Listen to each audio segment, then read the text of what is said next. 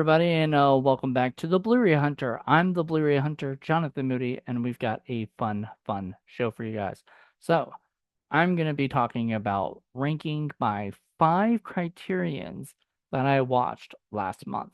And these are new criterions that I've never seen, and this is going to be a new thing that I do. I know I've been doing my ranking videos of movies that I have seen. I may do split that up and do ranking movies that aren't Criterion and ones that are Criterion because not that I want to put them in a separate box, but it's fun that way a little bit. And I can talk a little bit about why I haven't seen them or, other stuff. So without further ado, we're going to talk about my first one, my number 5, which is Swing Time. So Swing Time is a film that I I've known about for a while, but I'd never seen. I knew Ginger Rogers. I knew who Fred Astaire was. I don't think I've ever watched any movies with Fred Astaire or Ginger Rogers ever in my life. This is a movie that if my mom hadn't seen it, this would be definitely up her alley, I think. She had to have seen it. It's got to be on TCM like all the time or something. So I'm sure she's watched it. I had never seen it, but I was sort of in the mood at the time to watch it, and it was good. It was a good movie. I gave it 4 stars. So I that's the lowest of the ranking here. 4 stars. This movie was it was cute and fun and enjoyable. Um, I just had a couple issues with the movie, and I've talked about them on my review. I did a review of it. So if you haven't seen that, please go check that out. I think it just came out on Monday.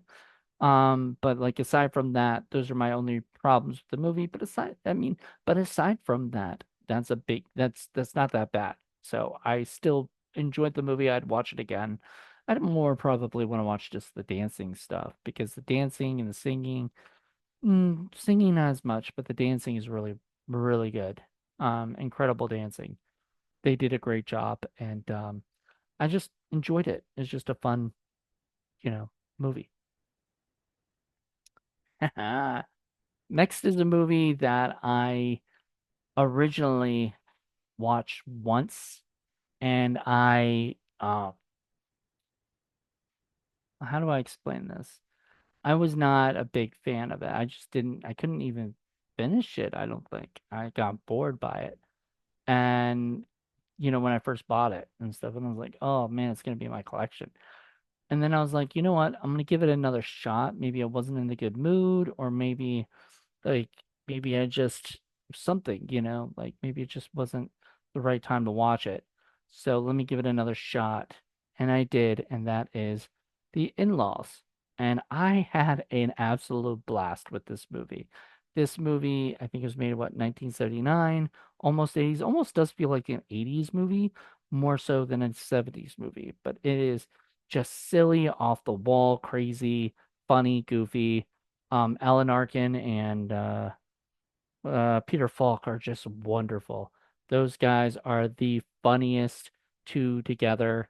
One's serious, one's a little bit more goofy, and they are just hilarious. I had an absolute blast with this movie.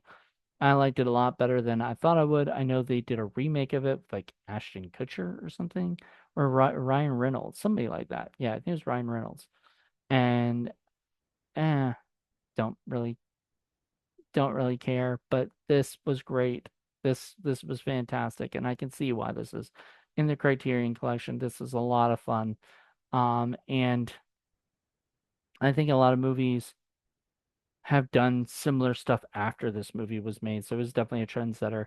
It was a lot of fun. I really enjoyed it. Those two guys are just so funny. And that's another 4 stars. Here's my 4.5. My only 4.5. Next are 2 5s. Something Wild. Um, So Something Wild is a Jonathan Demme film. Or picture, as he likes to call it. Jonathan Demme picture. Um, that's the guy who did like Silence of the Lambs and Philadelphia and stuff. He just did this movie, starring Jeff Daniels and Melanie Griffith, and I thought this was fantastic. I probably would hold it up. It's not as good as say After Hours, which I gave 4.5 stars to. Like if I had to choose between the two, I'd pick After Hours, but it's in that same vein of like almost one night, one day, one night, like one whole day, where this guy's life is just going through crazy ups and downs, lots of stuff happening, and he's on this wild ride with this wonderful woman who is just crazy, but she's fun. She gets him out of his boring job. You know, she feels like I don't know, they're just having fun. They're having a great time, and about halfway through the movie, all of a sudden we get introduced to Ray Liotta, and at the time that happens, it gets like dark when he appears, like the lighting dims, and then he shows up, and I was like, whoa, that was really cool. And that, is all of a sudden there's a kind of a tonal shift to the movie, and it goes from this just wild and crazy fun thing to like even crazier, wilder, and more dangerous stuff, criminal, stuff. And it's a fun movie. I really enjoyed it. I would probably put this in Criterion and watch it at some point. Probably not for a while though, and I don't think I'll do a review of this or anything for Blu Ray Hunter because I don't need to. But I would suggest if anybody has a chance to watch it, go check it out. All right, my first number five movie, like 5-star movie, is Dun Dun Dun, Paths of Glory by Stanley Kubrick. And you might be like, "Whoa, it's not number one." When you see number one, you'll know why. But I had never seen this film before, and I was excited because so many people talk about it, and it's Kirk Douglas, it's Stanley Kubrick, like it's a war movie. I'm sort of a war movie. It kind of reminds me of there was a there was a movie that we did for Criterion Watch before that was like an Australian version of this. Anyway, it was a similar movie in the sense that like it was more about court martials and stuff.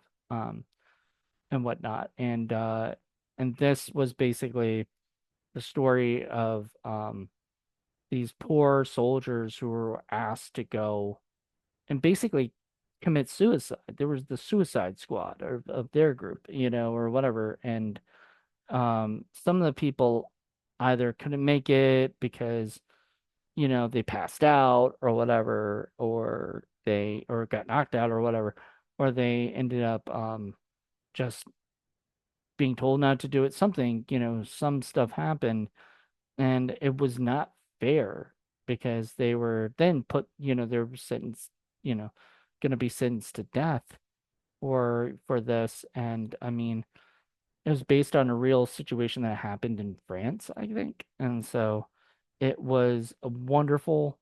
Kirk Douglas does an amazing job, and so does everybody in it.